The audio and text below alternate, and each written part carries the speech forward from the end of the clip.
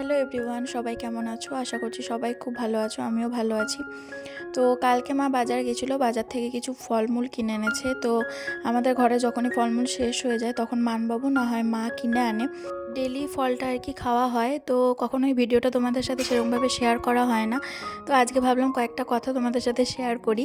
আসলে প্রায়ই না এখন টিফিনে মানবাবুকে আমি ফলমূল এরকম আর কি একটা আধটা কেটে দিচ্ছি। ও একদমই ফল খেতে চায় না, ওর ফল খেলেই আর কি ঠান্ডা লেগে যায়। তো সেই জন্য ও একদমই পছন্দ করে না, অ্যাভয়েড করে জিনিসটাকে। তো আমি এক দিন গ্যাপ দিয়ে আর কি ফলটা ওকে দেওয়ার চেষ্টা করি, কারণ অফিসে সবার সাথে বসে আর কি ফলটা খেয়ে নেবে। তো আমাদের প্রত্যেকেরই আর কি ফলমূল খাওয়া প্রয়োজন, শরীরের তো দরকারই। তো সেই জন্যই আমি আর কি ওকে দিই। তো আমি দুপুরবেলায় খাবার দাবার খাওয়ার পর ফলগুলোকে নিয়ে বসেছিলাম ছাড়াতে। তো মা এখানে শাক আলু আর কালো আঙুরটাই বেশি পছন্দ করে।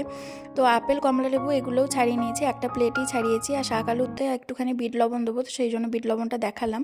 আজকে দুপুর থেকে ইন্ডিয়া ইংল্যান্ডের খেলা শুরু হয়ে গেছে, তো এখন মা আর আমি ফল খেতে খেতে এই খেলাটাই দেখব।